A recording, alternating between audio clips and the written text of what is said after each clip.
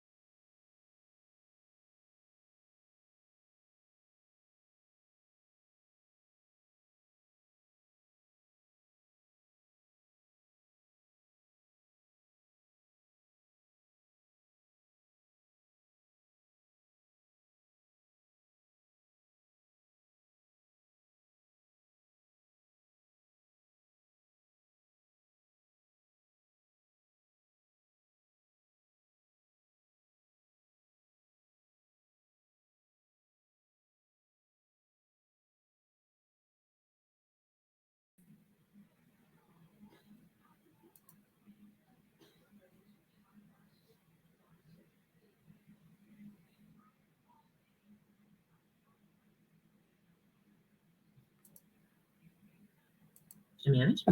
First off is my lovely assistant, Faith. What happened to the hat? Put the hat on. You look good in hat. Okay. There you go. Doesn't she look good? Come on, comment, everybody. If you're here, please say hello and comment on Faith's hat. I just love that hat on you. She had it on when we were talking, and then all of a sudden the hat's gone. So There.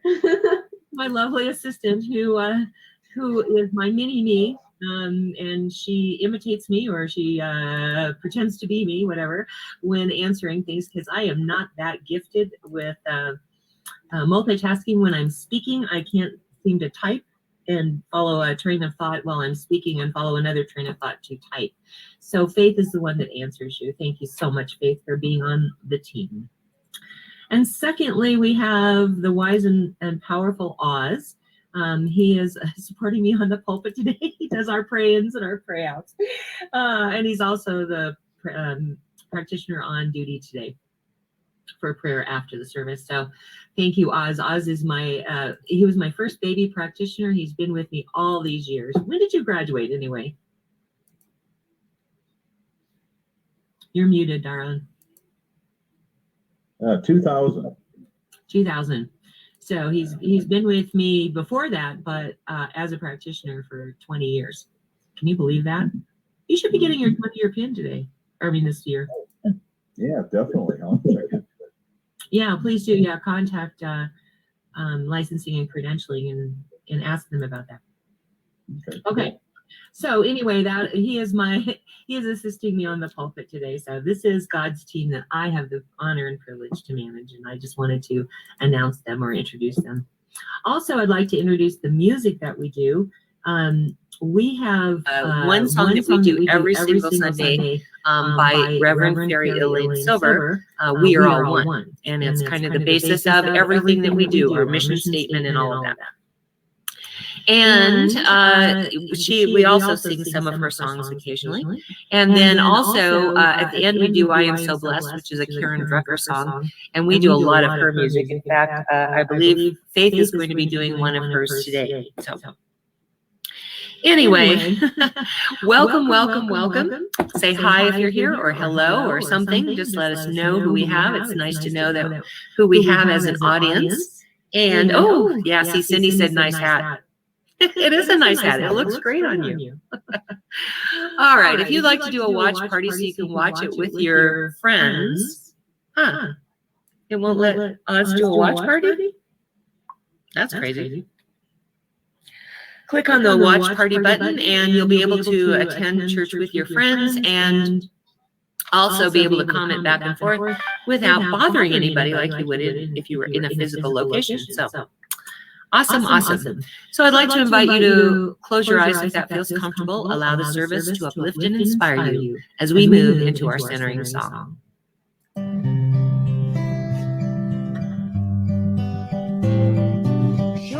Surely the presence of God is in this place.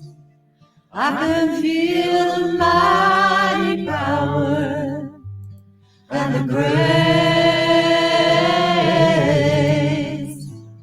I can feel the rush of angels' wings. I see glory on each face. Surely the presence of God is in this place.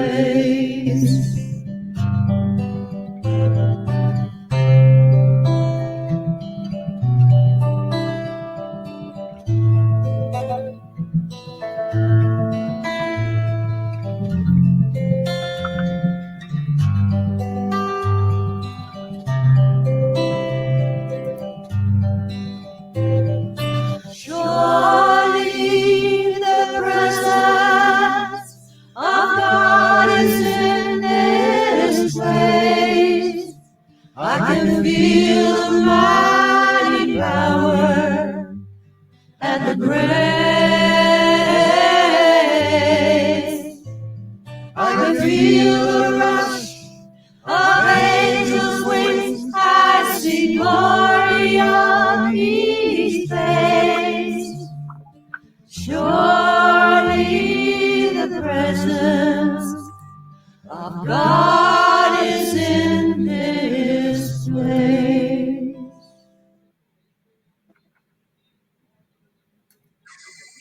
The presence of God, always, everywhere, for God is all there is, eternal and ever present.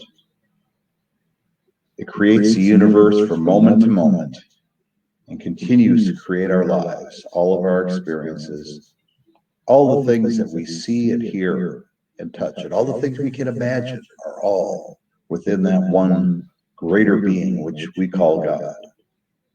I know its presence is right here with me now and with you as you watch, even in the future, for in the future that same God's presence will be there. God knows no time for God encompasses and embraces all of time and all possibilities. These possibilities roll forward with our blessings. And I know that this service is one of those blessings. And for being part of it, I give great thanks, and I let this be so, and so it is. And so it is. Thank you, Buzz. Want to remind you again, if you are here, please say hi or hello so we know who's in attendance. One of the drawbacks of having an online service is I don't get the feedback of all the faces that are here in the audience. So bear with me and please just say hello. That helps me quite a bit. And so we always do a lot of music, as do most churches, because it opens the heart in order to open the mind to the message. And so this next song, We Are All One, is from Reverend Fairy Elaine Silver. If you know the words, sing it loud and sing it proud, because you can't disturb anybody in your own home.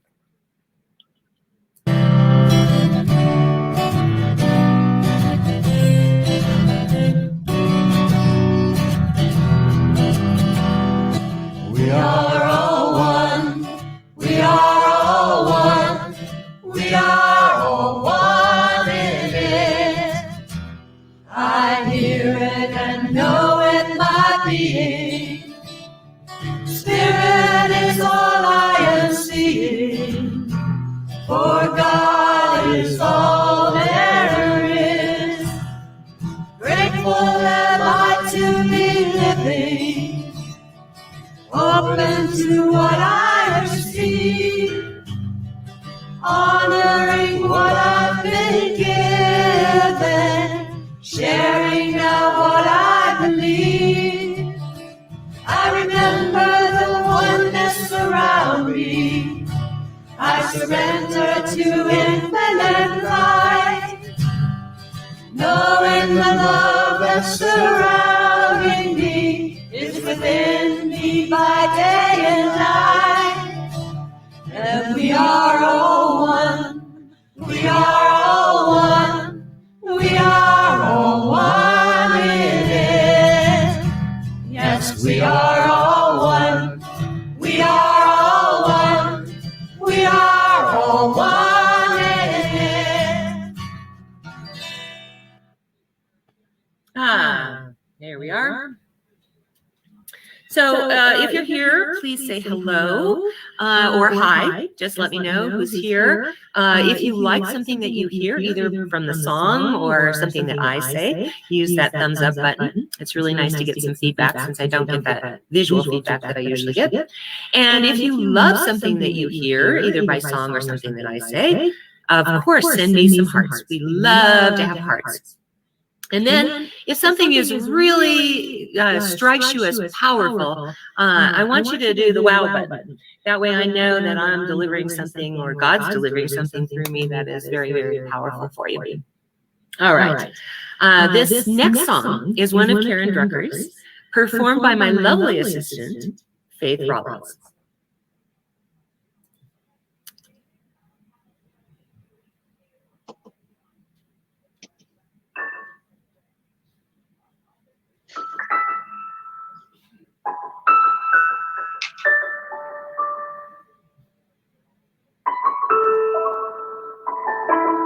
Lay it down, set it free, let my heart rest and let it be. Lay it down, set it free, lay it down on the altar of love.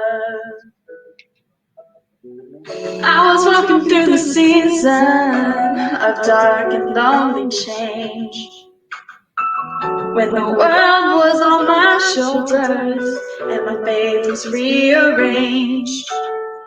I knew I'd never been given more than I could bear,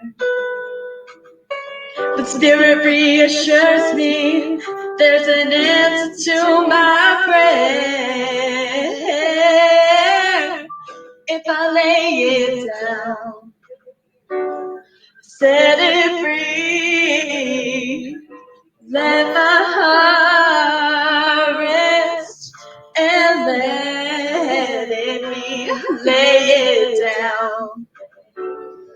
set free. Lay it down on the altar of love.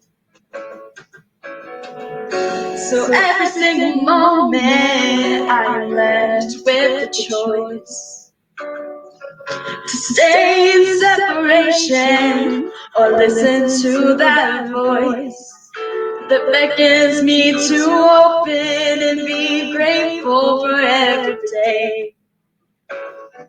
And I am simply reminded there can be another way.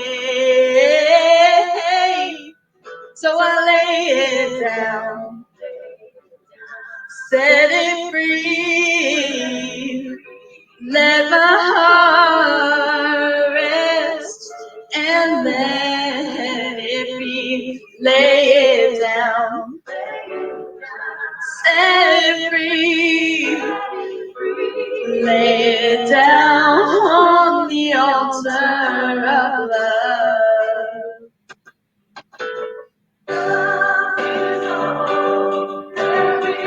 Oh, love is all there is. Love will lead the way. Lay it down, let it free. Let my heart rest and let it be. Lay it down and set free. Lay it down on the altar of love. Lay it down, set it free. Let my heart rest and let it be. Lay it down and set it all free. Lay it down on the altar of love. Lay it down on the altar of love. Gonna lay it down. Gonna lay it down on the altar of love.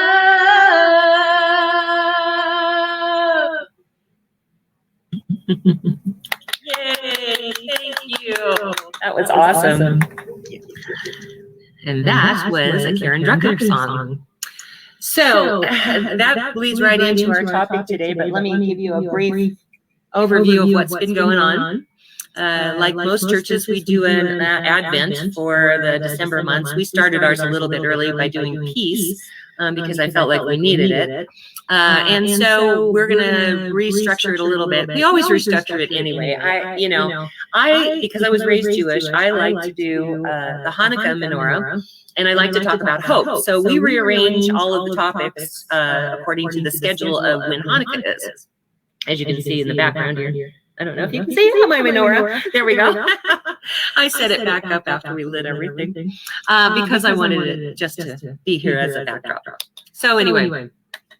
So the first week we talked about peace, and we talked about what peace was, not that great, huge thing that peace seems to be sometimes. And then what it really is a feeling of everything's going to be fine, and I had this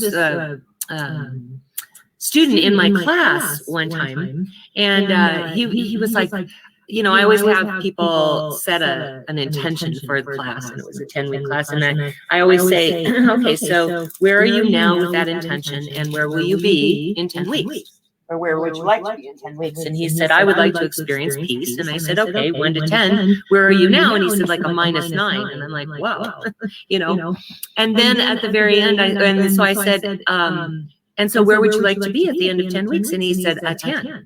And I'm like, okay, that's a challenge, but we'll get there.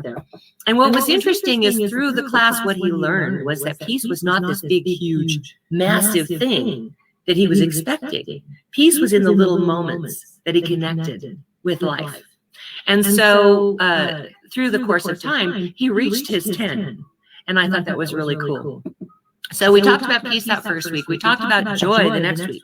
Joy is another one. I had another student that had the same problem with joy. And so we wound up talking about, what does it mean to experience joy? Does joy, joy have to be this huge, big thing? Or is there joy in the little moments? Is there peaceful and joyful moments in everyday life? I say yes, when we are willing to acknowledge and accept them. And then, of course, the third week, we talked about hope. We lit the Hanukkah menorah. And what hope is about is not like I'm sitting here hoping, wishing, and, praying for something. That's not it. It's the idea that there is hope beyond this world, or the things in this world that we're seeing. There is a greater hope that God has promised that life will be good. And so we focus our attention on the noun instead of the verb. Hope is a noun when we say, I have hope for a better world. It's a verb when we're saying, I'm hoping that this will happen. That's not what we talk about in hope. And then last week I talked about love. And love is the unconditional love of God. Now, I had a mentor minister, a good friend actually, Dr. Fred Bolt, who said there is no such thing as unconditional love.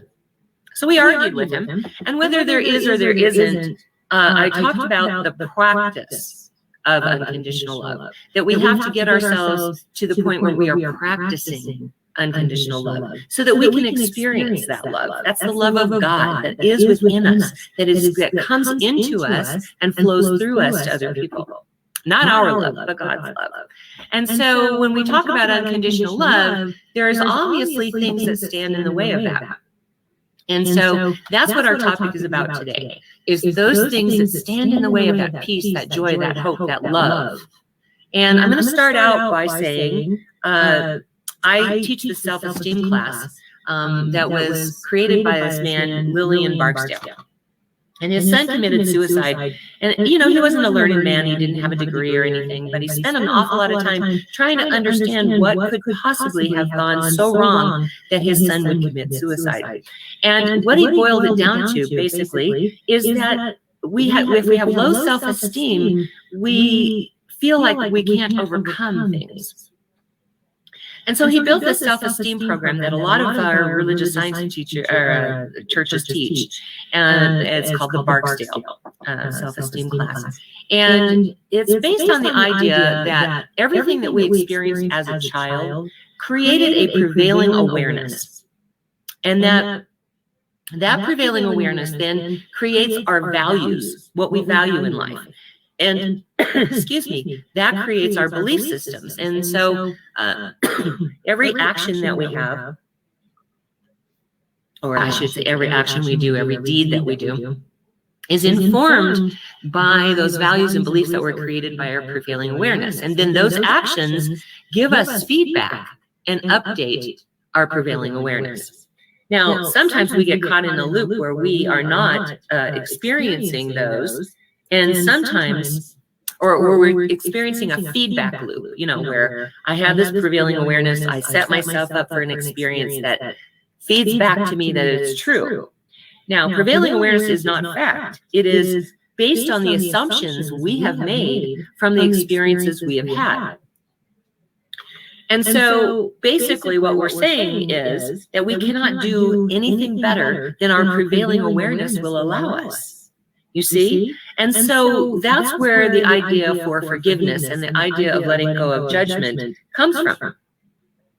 Is that when we accept that we or other people could only do what they could do with the prevailing awareness that they had, we know that they couldn't do anything better. One of my mentor ministers, Reverend Dr. Patty Lukenbach, says that unforgiveness is about wanting to change what happened in the past, wanting someone to do something different than they did. And we know that can't happen. We can't go back and change the past. No one can. And so we need to learn to be in acceptance of what has happened. And the way to do that is to understand that it was their prevailing awareness that caused them to do that, or our prevailing awareness that caused us to do that. Now, let me say real quick, what judgment is. I'm going to give you a definition of judgment, and a definition of forgiveness. Forgiveness is the idea that I am no longer bound by my feelings for what has happened. Okay. So it's not about the other person. It's not releasing the other person so that they feel better. It's about releasing yourself. It's about knowing that, they've moved on. They've did what they did and they moved on, and they're not even giving it a second thought. We are hashing it out in our minds over and over and over and over again. And I shared one week on forgiveness, Tammy Faye Baker and Vanilla Ice were in this reality show, Stuck at Home in the house, and he wanted to see what Tammy Faye, did. So he went to church to watch her, and she was giving an explanation of what unforgiveness was. And she said, back in the old days, back in the dark ages, when someone committed a murder, for example, or a crime, they would strap a corpse onto your back, and you would carry that corpse around until it literally fell off. And so unforgiveness is like carrying that corpse around for the rest of your life until you release it. I also like the saying that unforgiveness is like taking poison and waiting for the other person to die, because that's really what it is. We think we're affecting them somehow if we're not speaking to them, or we are withholding something from them. We think we're punishing them. But what we're really doing is we're keeping it alive in our own hearts and our own minds. And by doing so, we're the one who's in prison. We're the one who's being punished. And so forgiveness is about releasing that, laying it down on the altar of love, as the song says. Setting ourselves free, setting the chain, taking the chains off. So that's what unforgiveness is, or what forgiveness is. Forgiveness is the idea that you have set yourself free from the emotional ties that you have to whatever has happened in the past. Now let's talk about judgment for a moment, because I know people have said to me, does that mean I can't have likes and dislikes? Those are preferences. I can like or dislike anything. That's a preference. Where judgment comes into play, especially of others, is where we see them and react to how they look, or we see their actions and we judge them as bad or wrong or unworthy or undeserving. When we judge other people like that, they can't get out of that box. But what it does to our hearts is it really encloses our hearts in a box. And so we need to learn to forgive others and let go of our judgment of others, but also for ourselves. What's really important about forgiveness work is forgiving ourselves for allowing it to happen in the first place. I don't know about you, but whenever I've been in those situations that have hurt me, I start getting down on myself, because I'm like, how did I let that happen? How could I possibly let that happen to myself? Now, the truth of the matter is, with my prevailing awareness at the time where it was, I couldn't do anything else. I could not make a different decision, because that prevailing awareness guided my values and my beliefs, which led to my actions, which then fed back to me. And I learned from that. I learned everything that I know from all of the mistakes that I have made. And one of the benefits of unconditional love, God's unconditional love, is that God allows us to make whatever mistakes we want to. Not that we want to, consciously. But, God doesn't tell us don't make that mistake. God allows us to make mistakes. That's the true meaning of self-direction. That's the true meaning of having free will. And so that unconditional love allows us to make mistakes. And what we need to do for ourselves is to allow ourselves to make those mistakes, which will ultimately change our prevailing awareness so we make different choices next time. So that's about the self-judgment and the self-forgiveness. But I want to talk a little bit more about self-judgment for a minute. Because if I judge myself as unworthy, or I judge myself as undeserving, or I judge myself as bad, then I am unable to get out of the box that I put myself in. For instance, let's look at this. Watch my posture really quickly. It's much better when I'm, up on a pulpit, but I'm going to do my best to do it here on camera. Oh my God. look what I have done. Oh my God. I have done this really bad thing. Oh my God. What will I do? You see that question? Okay, so in religious science, we believe that because you had the power to create the circumstance, you have the power to uncreate it and create something new. So look at my posture now. When I say, oh, look what I did. Okay, I just need to uncreate it, and I'm going to go forward with a different choice. You see that? The difference is between victim and victor. When I'm hunched over like this, I'm a victim and I can't get my way out of the box. But when I'm a victor, I know that I have the power to change my life through my thinking, my beliefs, all of the things that create my prevailing awareness. I can go back into the subconscious mind. Remember our circle? Let's see, I pull it up real quick here. There we go. This is our circle. This is our teaching symbol for religious science. The unbroken circle of life with three parts to it. The top part being the conscious mind, whether that's God's conscious mind or our conscious mind. That is the creative thought process that happens. That's where that all begins. When I come up with an idea, that's living in that top part. That middle part there is the subjective unconscious or subjective consciousness. And so in terms of God's creation, that's the subjective material through which all of form is created. In the human, that's where everything is stored like on a computer that we access. Everything that's happened to us and all of our reactions that have happened to us. And sometimes we create from the top, and we go through that subjective material, and we bypass, or we are able to get through the subjective material to the bottom, which is form, so that we can create the reality we want. But a lot of the time, we're either creating, our conscious direction is from the top, and it gets stuck in that middle part, that subjective material, where the prevailing awareness lives. Okay, and so we never get to form, or we in the background are creating automatically from that subjective material that we have stored as the computer that is creating on its own. It's like an auto create.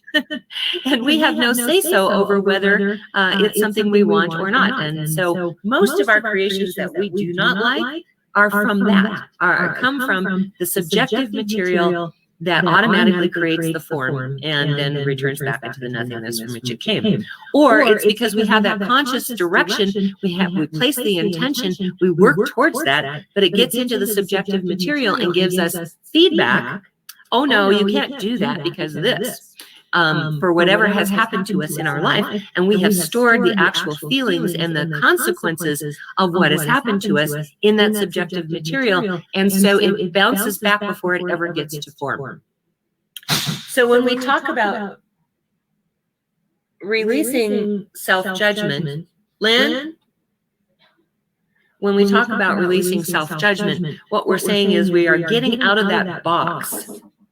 And we are allowing ourselves to know that we deserve the unconditional love of God, that we don't have to do anything to be worthy of it or to deserve it, because it was given the moment we were conceived. God's love runs through us no matter what we do, no matter what we say, no matter what we think. God's love always runs through us. And it is always there, greater and more powerful than any situation we could ever conceive of as human doings. I like to say we are spiritual beings in a human doing body. We are human doings having a spiritual experience here on earth. So the process of forgiveness starts with the understanding of how prevailing awareness works. When you think about situations that we are powerless to change, for instance, 9/11 or COVID-19 for that matter, where's our power? Are we powerless because we can't change those experiences? No. Our point of power is to accept what happened and move on with our life. Now, of course, we have to wear masks, we have to social distance, we have to do all of those things, but we have to stop judging the situation as bad or hard or wrong and stop resisting, because what we resist persists. Have you ever noticed that? That when I'm in resistance to something, everything around me points to that, and I keep coming back to it, and I can't get away from it, because what we resist persists. Now, if we stop resisting, we have an opportunity to claim our power back in that situation where we are. and begin to feel good about things again. My point of power is in knowing I'm doing everything I can to keep myself and others safe. That's my point of power. How I feel about all of that is my point of power. I could be in resistance. I could say, someone is taking away my rights. I could say all kinds of things and be angry and upset. Or I can choose in this moment to accept the reality that this is the way we're living right now, and that someday there is hope for a greater world, for a better world. There is hope with the vaccine that's here. Yes, it's going to be a while, but there is hope. And as long as I can focus my attention on that hope and allow myself to be at peace with that reality and accept that I can't change it, I can't do anything about it to change it, then I can have joy and happiness and unconditional love. You see? I can experience unconditional love. Whether there actually is unconditional love in the world, I don't know. Dr. Fred could be right. It doesn't matter to me. What matters to me is I think we're on this earth to move in the direction of unconditional love, whether it exists or not. And then let's talk about situations that we're not willing to change. Because, there are situations we are not willing to change. And that's okay. It doesn't make us bad people. It doesn't make us wrong. Again, we're not getting into the judgment of it all. If I'm unwilling to change how I feel, what I do, or what I think, then I need to accept that I am unwilling to change it. It's that simple. We human doings are either driven by running towards that which has a valuable prize for us, or we're running away from those things that we're not willing to pay the price for. So if you're not willing to change something, it's because the prize is not great enough for you at the outset or at the end of it, or the price is something we're not willing to pay in order for our circumstances to change. And as long as I'm withholding love from someone or from myself, there's either a prize I'm getting for doing that, or there's a price that I'm unwilling to pay to be in that space of peace, love, joy, hope. There is something in the way of all of that. And I believe that what is in the way is unforgiveness and judgment. I think that anytime we are experiencing a less than happy life, it's because there's some form of unforgiveness, whether that be for someone else or ourselves, or judgment about the situation, about another person, about ourselves. I shared a story last week, and I apologize for those of you who were here last week who actually heard it. I'm going to say it again because there's some people I think that are here that were not here last week. I had this dog, Shiba Inu and American Eskimo mix, and we got her from a breeder out of town. And she came to us at 8 weeks old, and she was already pre-programmed to be afraid of men for some reason. I don't know what happened to her. I don't know what they did to her, but somehow or other, and younger men were really a problem in their 20s, 30s, but older men too. I mean, it was 3 weeks before I could leave her at home with Lynn. I had to take her everywhere I went because she would just hide and shiver and pee everywhere because she was afraid of him. So I took her everywhere, and she warmed up to him eventually. And I used to bring her to church because we thought, well, if we can socialize her, maybe that'll go away. Well, in all the years that we had church together, I think it was probably 10, maybe it was 8. She never really totally got there. There were some people, like Faith's dad, for example, that wormed their way into her heart. As long as they were at church. But when he came over to my house, that was a different story because he was a church person, not a part of her catalog of people. I don't know. She was just a strange little dog. And so she had a fan club at Starbucks, at the Starbucks that was over at Barnes and Noble. And so one day we decided to take her over there, and we bring her in, for her fan club. And here's this guy who is gothed out to the max. I mean, literally, he had the white face makeup, the dark eyeliner and eyeshadow and mascara and black lips. And he even had, I believe, some, like blood dripping down. And the black hair and the black clothes and the black fingernails. He had long black fingernails, and he had a chain coming from his nose to his ear and chains across his knuckles. And, we walk in and I look at him and I'm like, wow, not that I was judging him. I just was like, wow, and most people are a little afraid of people like that, right? Because they look like vampires. And so automatically, our human response, our human reaction is to go, woo, I don't want to talk to him. Well, Maui, he says, oh, hi. And she goes running up to him and just drops into his arms like, oh, you're so wonderful. And I thought, oh my God, is that my dog? Like, what happened? But dogs don't judge people by appearances, They don't even judge people by their actions. Have you ever noticed, like Chicote, one of my other dogs? He was this cute little Alaskan Malamute. And he just had the most sweet, joyous personality ever. And, you would yell at him for something that he did, and he'd go, happy now? And so you just couldn't stay mad at him. And, so dogs don't judge. They see what's in your heart, and they live from that experience. And so I believe that that's what our job is here on earth. We are supposed to be the agents, not that I want to shit on anybody, but we're supposed to be the agents or representatives of God's unconditional love here on the earth. And so whether or not it exists as a real thing doesn't matter. I think the aim in our life is to try for that perfection, to work towards that perfection. Because I think it does live inside of us. It's just whether or not we can expose it going into the outside.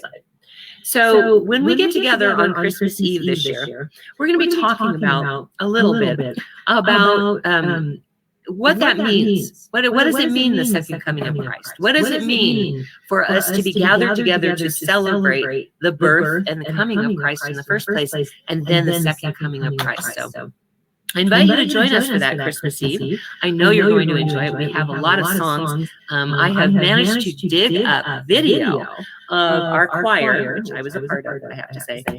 I don't know about that. I can't sing anymore, but our choir that was dressed up as elves singing Christmas carols. So you're going to really enjoy that. We also have Faith singing a song and possibly Tina singing a song. She thought I meant today, and no, I meant Christmas Eve. So I'm going to get with her and make sure that she's still available to do that. Our Christmas Eve service is going to be at 6 o'clock in the evening, Mountain Time. And so we would love to have you there with us to celebrate that Christmas spirit. Since we all can't get together with our families and be together like we normally do, we thought that having a Christmas Eve service with all of you would be a great way to fill in for that. Okay, and so we're deviating from how we normally do the Advent series, and next Sunday we're going to be doing visioning for the 2021 year. We like to do visioning every quarter because it sets us up for a great quarter. What is God's vision for our life in 2021?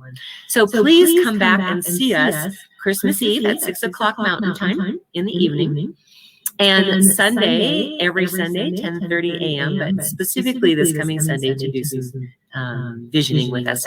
So in the meantime, please lay it down on the altar of love. All of the judgments, all of the unforgiveness, lay it all down. Let it go. Let your heart rest. All right, let's have a prayer.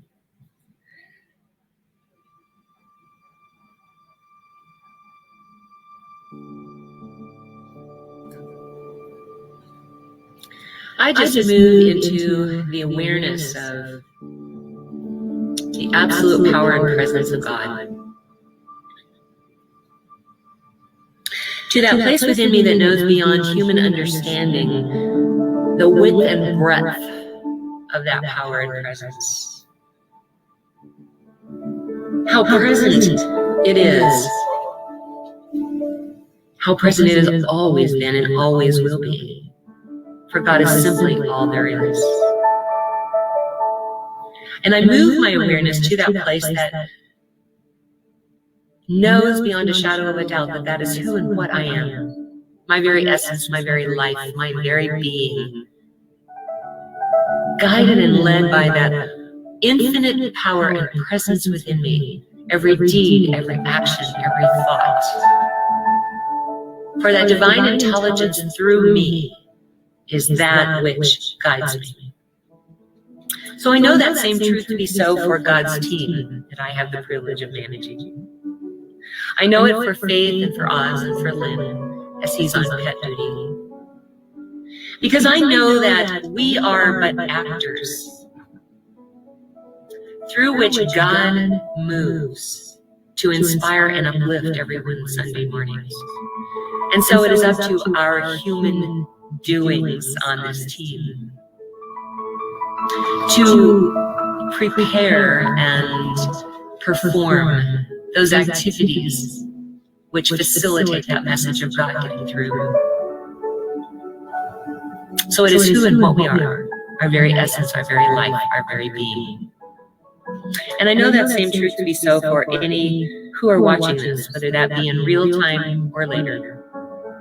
Because I do know that that infinite power, that infinite presence of God is that which flows through each person, each thing, each being,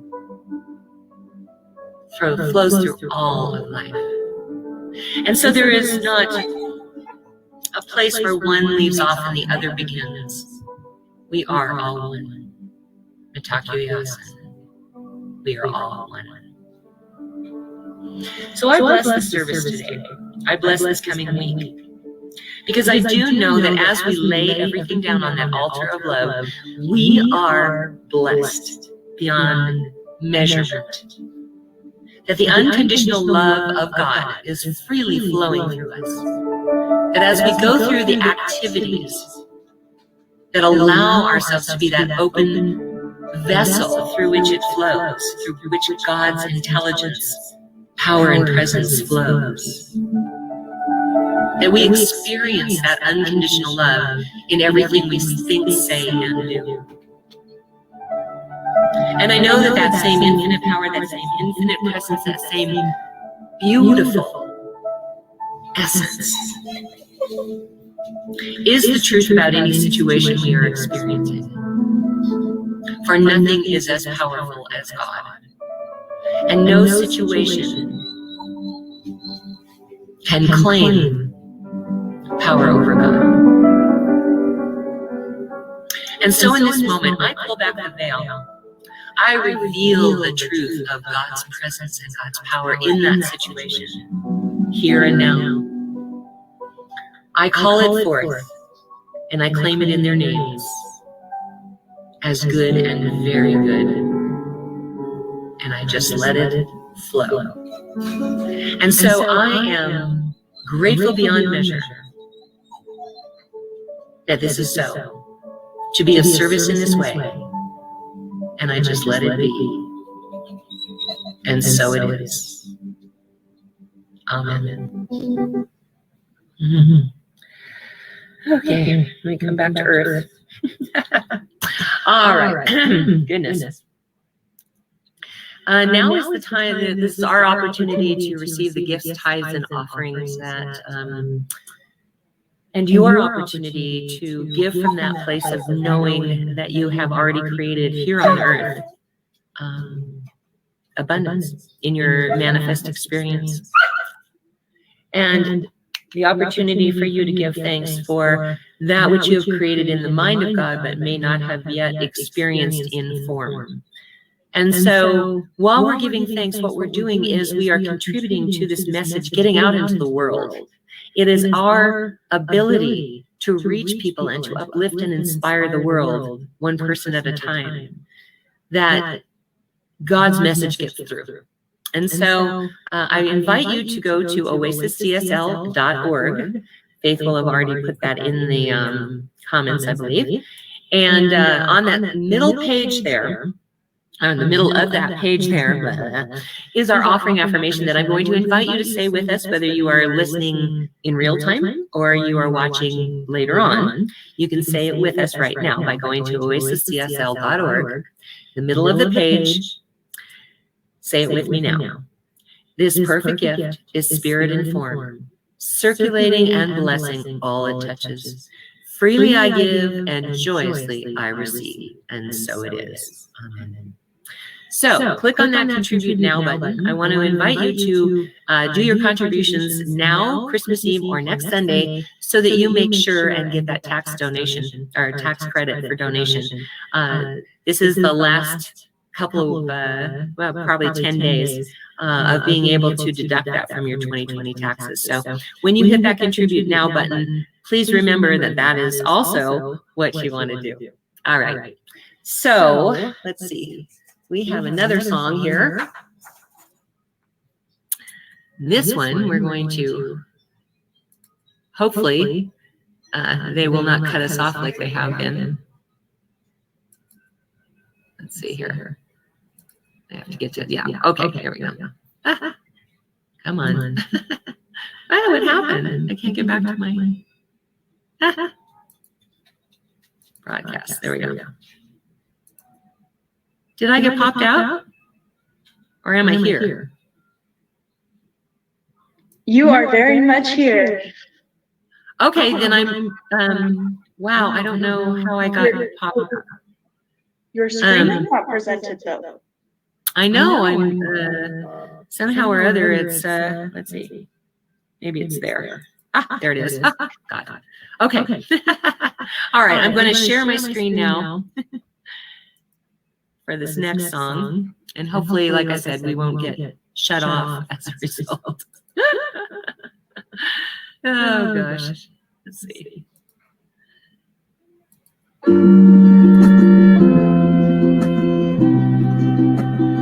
No judgment.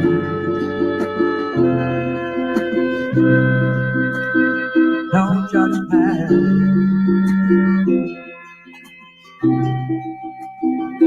We live in a world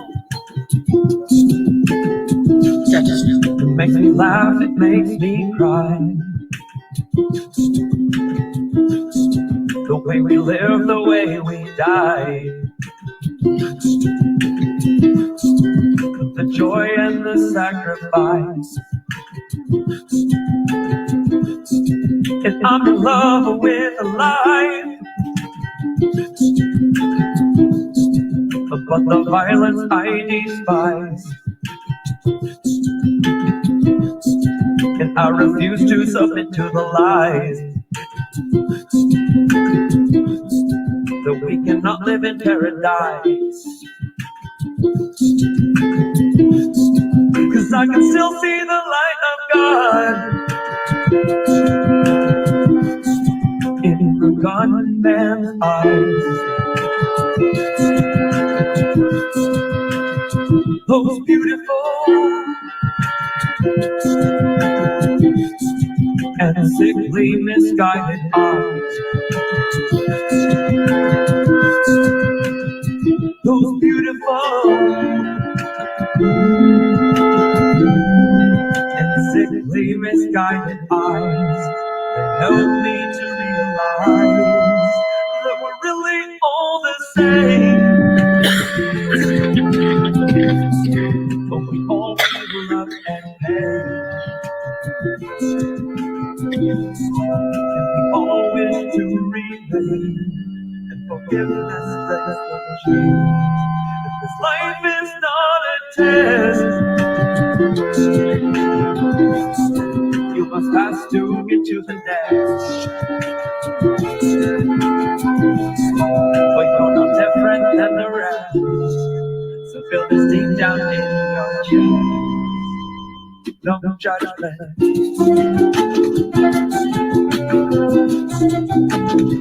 No judgment.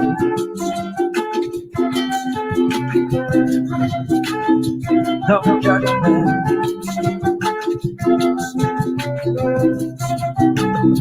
No judgment.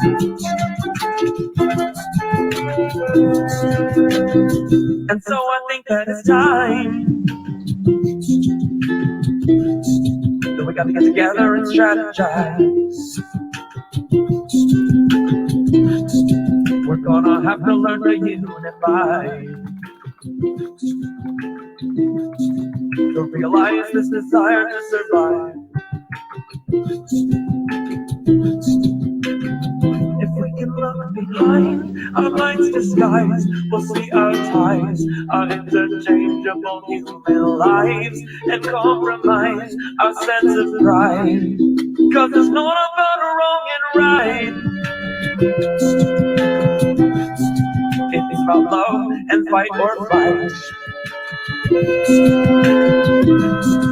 And to those who have seen the light, you know it's not all so black and white. Because we're really all the same, but we all feel love and pain. And we all wish to repay and forget that relationship. And this life is not a test. To the next.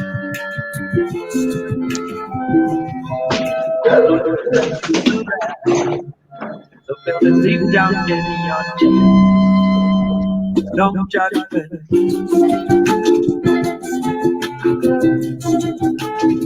No judgment.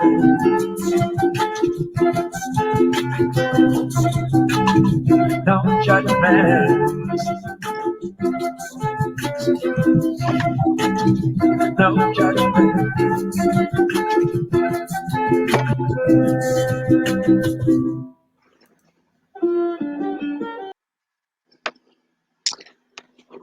First off, I want to go ahead and thank everybody for hanging in there through our technical difficulties. We really do appreciate it.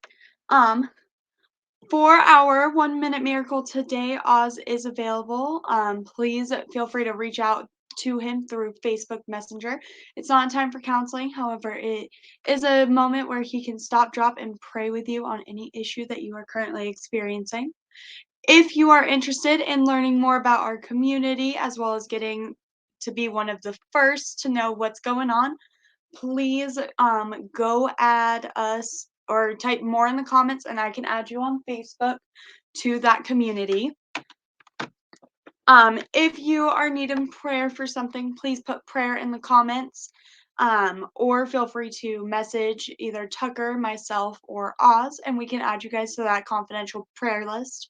And if you are interested in being part of our amazing God Squad, and are ready for the commitment to keep all requests confidential, as well as doing affirmative prayer every day on those requests, please type yes, and I will go ahead and add you to our private facing group page for our God Squad. Our few announcements. First, we have Brooks and Bailey. Their mala beads and bracelets are amazing and gorgeous, all in different crystals of your choice. So please reach out to them. All their proceeds go to the Rocky Mountain Lab Rescue. You can get a hold of them through Brooks and Bailey 0307 at gmail.com. They also now have a Facebook page, so please feel free to look them up on Facebook. I believe the amethyst mala beads that Tucker has are currently going for $60. However, it depends on the crystal that you choose for your beads, as well as they have amazing bracelets that are amazing and they stay on like the best. Also check out the Mystic Brew. This is my metaphysical shop. You can order through themysticbrew.com and follow us on social media for upcoming events and any announcements or flash sales that we might do. It is all through intention jars and bath salts, helping you manifest whatever you are currently working on. We also have kits where you can build them yourselves. As an adjunct to that, Angel Renee is also doing some intention candles and tea bags. Her tea bags are awesome. You throw them in the bath with you and work on the intention while you're in there, as well as the candles have different herbs and crystals in there to help you manifest whatever you are working on. And please go check out our website, www.oasiscsl.com. We have all the video sermons. We've also got the audio sermons from years prior. We are still working on getting all the video sermons up there. You can also find us on YouTube under S. Tucker, as well as SoundCloud for all those audio files. You can also take a look. We have awesome pictures about different events that we've done in the past that we will hopefully be able to do soon. And it kind of gives you a little taste to see what we're all about. We also have all of our practitioners listed on there. So if you are interested in booking a session with them, you can kind of read about them, see which one would work best for you, and reach out to them to do payment. Again, thank you all so much for hanging in there, and we are going to go ahead and move into our closing song.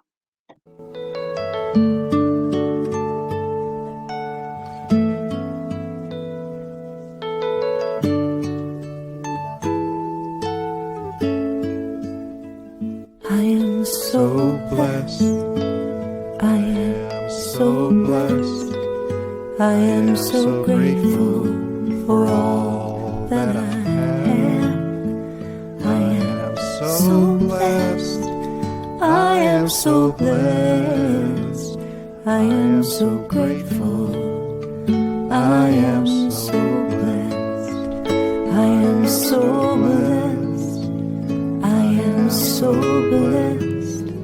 I am so grateful for all that I have. I am so blessed. I am so blessed. I am so grateful. I am so blessed. I am so blessed. I am so blessed.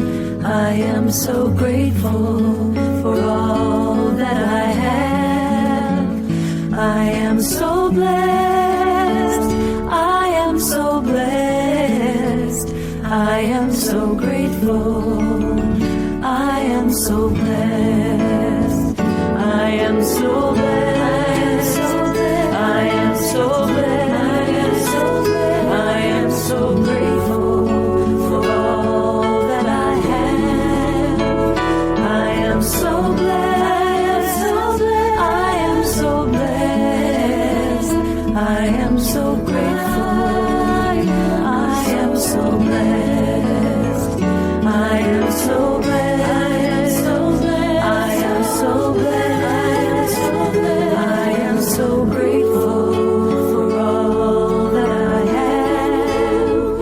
I am so blessed. I am so blessed. I am so grateful. I am so blessed. And as a shout out, thank you to Reverend Fairy Lane Silver and Karen Drucker. We would not be able to do music without them. So please check out Fairy Lane Silver's website. It has all of her music on there. You will have to reach out for payment. She's not able to update her website. But definitely please go check out her stuff. She has some amazing things. And then Karen Drucker, the song that you heard today was from one of her albums. Please go check her out. Her website works. You can buy songbooks, CDs, karaoke tracks. Some of them even have sign language in them. And again, thank you, you two. We would not be able to do music without you. We will see you next week and every week at 10:30 a.m. Mountain Time. Thank you all so much for hanging in there with us, and we will see you guys next week.